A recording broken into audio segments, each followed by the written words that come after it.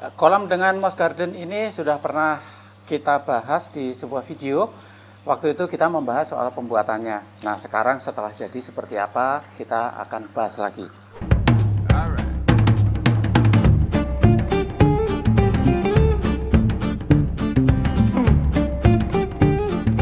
Paman dan Bibi, para pecinta dan peminat koi, nama saya Keko, saya adalah perancang kolam koi. Ya, yang ada di samping saya ini adalah klien saya yang punya kolam yang kita bikin dan sekarang akan kita bahas. Ya, kenapa sih pengen punya kolam? Oke, jadi awal mula ya pengen punya kolam itu karena jadi ceritanya aku punya kucing dua. Dan sebelumnya tinggal di apartemen, salah satu kucingnya itu suka banget main air, jadi suka banget naik ke wastafel, terus ikut kalau misalnya kita mandi gitu-gitu. Jadi begitu kita beli rumah langsung kepikiran pengen ngasih nuansa-nuansa air ke si kucing gitu. Awalnya begitu, sama sekali nggak kepikiran kalau bakal jatuh cinta sama koi itu sendiri. Jadi awalnya benar-benar cuma kepikirannya pengen ada air-air di rumah. Akhirnya ngomong deh ke Babe, Beh pengen ya ada kolam ya begini sama Babe mulai diracunin. Ya udah jadiin aja kolam koi, ntar ada moss gardennya ya gini-gini, ya udah deh atur pokoknya gitu. Jadilah begini, dan ternyata begitu udah diisi koi karena emang dasarnya sayang hewan, jadi ya ternyata cinta mati juga sama koi. Gitu ya? Iya. Kasih nama satu-satu ya? Kasih nama satu-satu, bahkan gapinya juga. Oh ya, nanti akan kita ceritakan juga selain ada koi, di sini ada yang lain juga ya?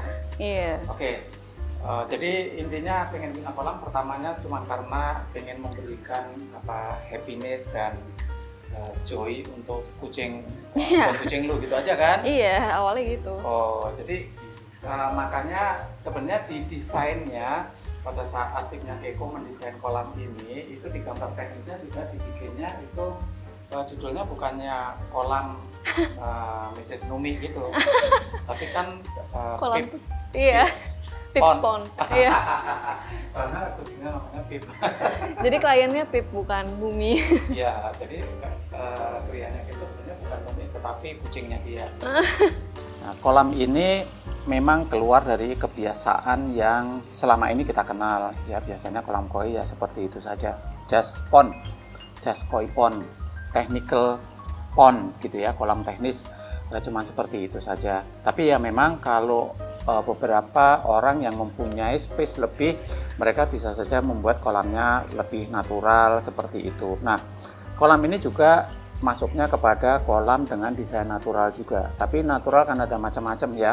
Ada konsepnya tropical garden juga ada yang zen garden juga ada. Saya tidak terlalu peduli ini mengikuti di style yang mana, pokoknya saya ingin mendesain kolam dengan moss garden.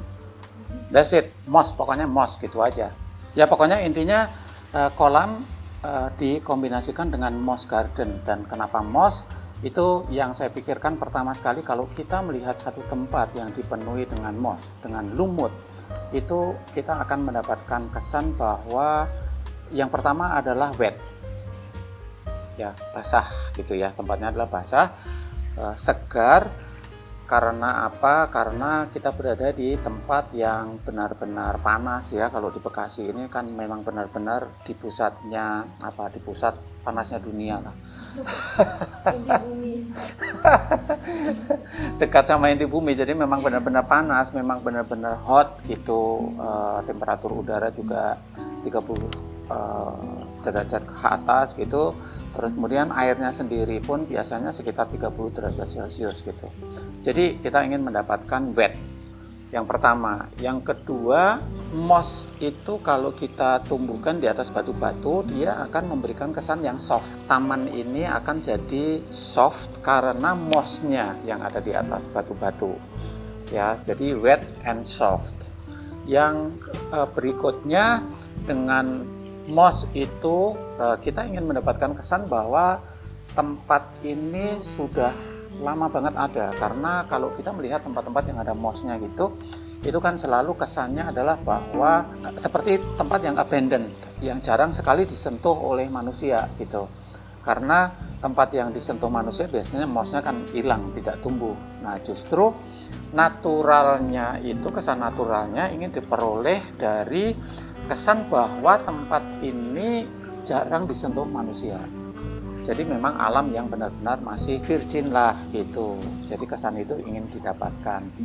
Dan juga dengan moss ini dominasi warna hijaunya kan akan jadi secara visual kan jadi enak ya, soft gitu. Tumbuhan selain moss yang ada di sini sengaja tidak terlalu banyak karena memang kita tidak ingin tumbuhan itu mendominasi keseluruhan visual. Jadi kalau ini kanvas gitu, tidak boleh ada tumbuhan yang akan terlalu merebut perhatian mata dari mossnya itu sendiri gitu. Jadi memang biar mata itu mendaratnya di moss dan juga di kolam ada ikannya. Tumbuhan-tumbuhan kombinasinya kan sengaja dibatasi juga. Jadi memang benar-benar biar didominasi oleh moss dan tidak keluar dari konsepnya, karena kalau nanti sudah kita mulai ngasih tumbuhan di satu sudut, nanti akan tergoda untuk memberikan tumbuhan yang lain, pada akhirnya tamannya ya penuh sama tumbuh-tumbuhan yang lain dan menjadi bukan moss garden lagi. Ya meskipun kalau di alam memang terjadi percampuran lah, tumbuhan-tumbuhan itu akan campur tumbuh secara alamiah, kemudian ada paku-pakuan di sela-sela moss, ada jenis tumbuh-tumbuhan yang lain. Saya nggak tahu namanya secara detail dan spesifik satu persatu, tapi memang dengan sengaja dicegah untuk tidak terlalu banyak tumbuhan-tumbuhan yang lain. Cuman ada paku di sudut sana, ini ada pohon seperti ini masih oke lah. Tapi saya sendiri, mata saya masih rada terganggu sih sama itu batu putih-putih ini ya. Jadi itulah tentang moss, kenapa kita pakai moss dan hasilnya seperti ini. Nah selain dengan moss, itu kita membuat kali, ya kalinya sengaja dibuat rada panjang. Jadi bisa saja kan sebenarnya kalau dari kolam ini kemudian pompanya langsung masuk ke kolam lewat air terjun di sana, dan biasanya kan pakai bak yang kotak kayak gitu ya. Nggak seneng saya sebenarnya, kayak kuburan gitu. Makanya kan kita bikin kali yang panjang dan sengaja kalinya ini dibuat dari ujung sana mengalir, terus kemudian baru akan ada air terjun. Dan debit kali kita batasi. Kita tidak mau kali yang terlalu deras, karena nanti kalau aliran kali terlalu deras, air terjunnya terlalu kencang, saya takut kehilangan kesan ketenangan yang ingin didapatkan dari kolam ini. Jadi memang kalinya biar mengalir pelan-pelan, tapi mengalir terus. Anyway, kesan air terjunnya juga masih dapat, artinya masih ada drop off, masih ada air yang mengalir kemudian terjun ke dalam kolam, itu sudah dapat. Terus kemudian suara gemericiknya kita dapat, bukan suara berisik ya. Yang kita mauin adalah suara gemericik, dan ini bisa dapat gitu. Yang kita bahas ini sekarang kan dari sisi saya sebagai orang yang mendesain keseluruhan landscape yang ada di sini gitu. Sekarang dari sudut pandang lu sendiri nih Mi, setelah jadi moss garden seperti ini, how do you feel? Kesan atau ambience apa sih yang kerasa di kamu itu apa gitu dengan moss ini? Oke, ini sih mossnya surprisingly ini banget ya, membuat impact yang besar banget ternyata. Karena di Bekasi ini kan panas nauzubillah. Terus ini posisinya juga benar-benar di tengah kota segala macam. Jadi begitu masuk, moss gardennya ini benar-benar ngasih perasaan yang beda banget gitu. Ngasih perasaan yang natural. Terus nggak cuman visual aja sebenarnya, tapi ternyata penciuman juga ngaruh banget. Karena moss ini kalau kena air, dia baunya enak banget. Jadi kalau habis hujan gitu, terus kesini itu enak banget kayak nggak lagi di Bekasi gitu. Oke. Itu dan itu sebenarnya sama sekali nggak aku rencanain sih. Pas udah jadi baru tahu, oh ternyata kayak gini impactnya gitu. Ya Bapak dulu kan enak banget. Merencanakan sesuatu kan nggak mungkin nggak ada. Iya betul, ternyata semua sudah difikirkan ya. Jadi ternyata enak banget, ini enak banget. Dan semua orang yang datang amazed banget sama ini bebatuan dan perlumutan ini ya.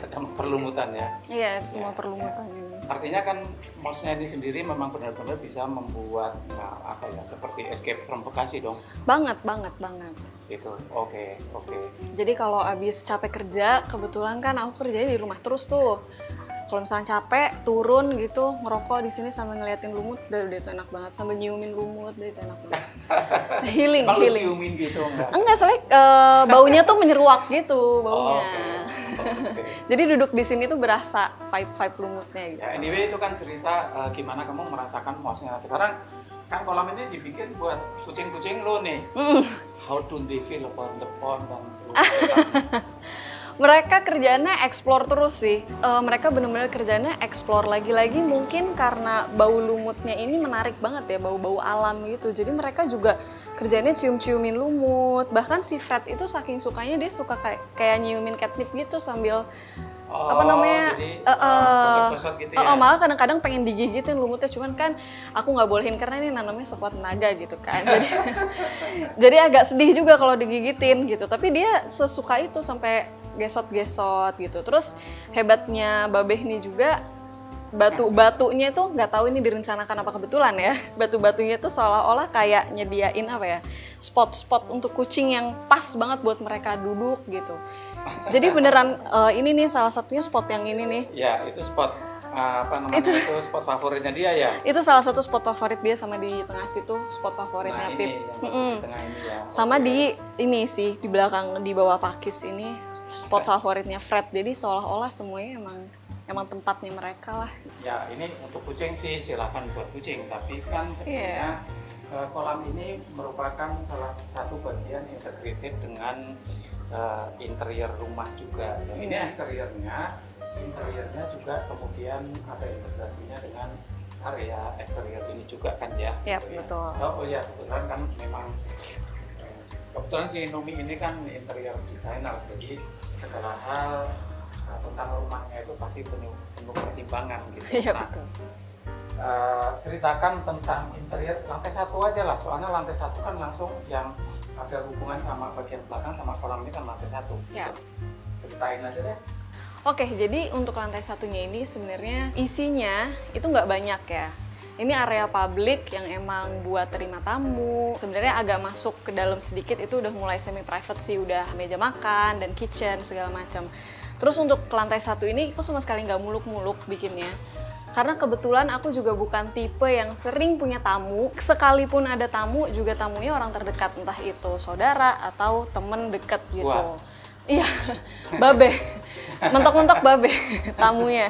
Kita bukan tipe yang suka terima tamu, jadi untuk ruang tamunya bener-bener aku bikin formalitas doang. Bener-bener cuma ada satu sofa, cuma buat duduk, nggak dibikin senyaman mungkin karena anyway bener-bener nggak pernah duduk di situ juga. Tamu, saudara semua masuk langsung digiringnya ke area meja makan, ke belakang sampai area kolam ini. Jadi emang sengaja dibikin kayak gitu, dan kebetulan kan begitu keluar meja makan ini juga langsung deck ini kan. Jadi bisa sekalian buat duduk-duduk juga, merokok dan lain-lain gitu. Oke. Berarti tamu sebenarnya sih lebih banyak spend waktunya di kolam ya daripada di. Udah pasti. Itu sofa dikit lagi berdebu kayaknya, berjamur kayaknya itu sofa. Gak pernah kena pantat orang. Gak pernah kena pantat orang. Paling kucing, lagi-lagi di sini semuanya untuk kucing. Buat ngasah kuku kucing paling sofa itu. Emang boleh kucingnya ngasah kuku di sofa? Oh boleh, kucingnya boleh jungkir balik di sini, dia boleh merusak semuanya sesukanya. Tidak ada batasan. Ya, memang bosnya di rumah ini binatang lah. Betul. Oke. Jadi kolam ini kan akhirnya juga menjadi bagian dari keseluruhan rumah ya. Betul. Karena tamu sendiri juga akan lebih banyak mereka masuk ke rumah juga nggak pernah duduk di sofa, tapi lebih banyak duduk di area sini ya. Betul. Ya. Oke. Untuk Anda yang baru pertama kali menemukan channel ini, jangan lupa untuk subscribe, sebab channel ini akan terus-menerus membuat video tentang koi dengan informasi-informasi yang berharga untuk Anda. Kalinya ini biar lebih alive juga dikasih ikan yang gampang aja lah, ikan gapi. Tetapi meskipun gampang ternyata juga bikin fun juga lah ikan gapinya gitu. Lagi-lagi ini juga ide gila dadakan nih dari Keko nih. kan nggak ada rencana kan masukin gapi kan? Enggak. Tiba-tiba Babe out of nowhere ngomong aja, Mi masukin gapi Mi di sini. Apaan gapi? Gue nggak ngerti apa gapi kan. Terus ya udah ke pasar ikan beli gapi. Awalnya cuma 2, sekarang beranak pinak jadi banyak. Pokoknya kolam ini benar-benar apa ya? Lain. Iya. Terus ngasih kita aktivitas, semangat, kayak motivasi lain selain kerja lah gitu. Kan orang rata-rata kan hustle culture cuma kerja. Kalau kita ngeliatin gapi, ngeliatin ikan, ngasih makan, perhatiin mereka. Ih yang ini gendutan, ih yang ini gini, oh yang ini karakternya kayak gini gitu-gitu. Pokoknya luar biasa lah di sini. Terus gapinya ada yang nggak kelihatan. Iya dicariin. Galau ya kan. Sewot loh. Sewot sampai nuduh tips sama Fred. Sampai nuduh kucing lu yang ngambil ya? Iya, pokoknya intinya kolam ini jadi inti di rumah ini sih, kolam ini sih. Ya memang karena semua yang ada di sini itu kan benda hidup.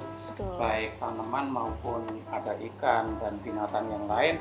Makanya excitementnya kan juga karena kita ngerawat mereka gitu. Betul. Kan ya. Jadi nggak cuma menikmatin aja tetapi juga ngerawat mereka gitu ya. Anyway, gapinya ada berapa ekor sekarang?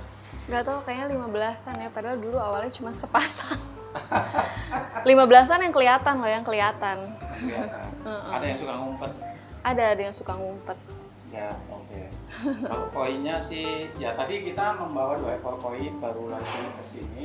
Dan sebenarnya kalau Anda lihat koinnya sih, kalau yang apa followernya itu harusnya tahu sih koin-koinnya asalnya dari mana. Sekarang sudah ada 7 ekor penghuninya. Dari 7 ekor yang lu paling suka yang mana? My favorite lemon sih. Oh, Zoro sama Zoro. Sama Zoro. Iya. Ya kalau yang koi yang namanya Zoro itu memang favorit dia sejak dia masih lu masih SMA apa ya? SMA ya dulu.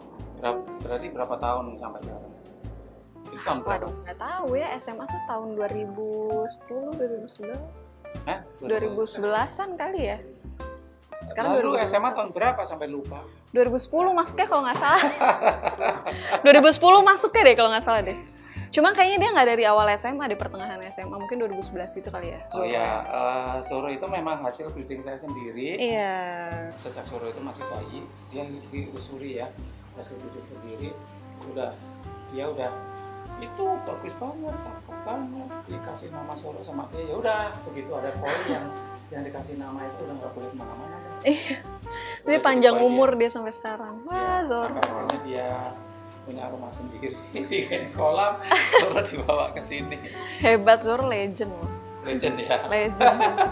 Tapi ganteng banget. Semua orang yang kesini bagus banget ini, bagus banget selalu. Dan yang lainnya juga kualitasnya oke, bagus. Ya udah tinggal dirawat aja. Pasti. Mereka baik-baik. Pasti.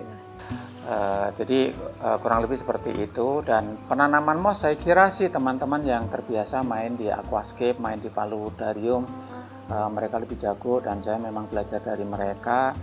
Dan penanaman moss ini memang memerlukan dripping system.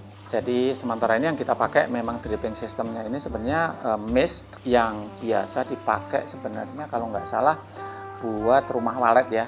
Cuman sih memang performanya sih belum maksimal. Jadi saya sendiri masih belum puas, masih sering mampet, masih ada kemungkinan nanti akan saya bongkar untuk diperbaiki. Mungkin kita carilah model dripping yang lain yang lebih bagus gitu. Video ini dipersembahkan oleh Koi Anesthesia. Sebelum pakai anestesia, pakai detol, pakai bius karena ya setelah tahu ada anestesia itu sih benar-benar di luar perkiraan saya lah. Ikannya pingsan, tapi tetap sirip itu ngembang sempurna. Posenya bagus banget. Koi Anesthesia, cepat tidur, cepat bangun. Nah, selain itu pada video pertama tentang kolam ini saya sudah menceritakan memang mekanisme filtrasinya kan rada berbeda juga. Di sini itu pakai MBBR ya, ada moving bed bioreactor, terus kemudian di chamber-chamber berikutnya ini berisi media-media mekanis yang untuk pembersihannya sama sekali tidak perlu diangkat. Jadi ini adalah cara setting media yang baru yang akan mempermudah semua pemilik kolam koi untuk melakukan perawatan terhadap kolamnya. Jadi seumur hidup juga nggak perlu diangkat sama sekali, bisa dibersihkan di tempat. Tetapi sebenarnya berbeda dengan apa yang Anda kenal selama ini. Kalau Anda mungkin pernah dengar ada namanya static bed, menggunakan kalknis untuk fungsi mekanis, terus kemudian nanti self cleaning rada beda. Nah, bukannya saya pelit, saya sekarang ini mohon maaf saya belum bisa mengeksposnya kepada Anda karena ini adalah yang pertama. Iyalah yang pertama buat anak gua. Bukan lo jadi eksperimen, tahu nggak, kolam lo jadi eksperimen. Jadi yang pertama, yang kedua sekarang sedang dibikin dengan cara seperti ini, dan yang ketiga juga sudah dibikin di tempat lain karena kita kan bikin kolam nggak pernah berhenti ya di sana sini. Nanti setelah ketiga dan works well karena ada sedikit revisi sedikit. Setelah ketiga dan terbukti works well, pasti semuanya akan kita expose, akan kita ceritakan kepada Anda semuanya. Nggak perlu rahasia apa-apa. Everybody can do it, semua orang boleh mencontoh kalau mau. Gitulah cerita secara umum tentang kolam ini. Ya intinya sebenarnya si Keiko ingin ingin mengembangkan kolam koi itu biar keluar dari zona nyaman, kita explore hal-hal yang baru, kolam natural ya natural tetapi dengan sesuatu yang baru. Seperti itu, technically juga ada hal yang baru juga dan itu akan kita lakukan terus. Silakan Anda untuk follow Instagramnya Numi, apa ya Instagramnya? Interior.numi, ada di bawah ini. Ya, interior.numi, ya jangan lupa untuk follow. Paman dan Bibi, para pecinta dan peminat koi, saya Keiko. Saya Numi. Terima kasih banyak, semoga koi-koi kita berbahagia. Ciao.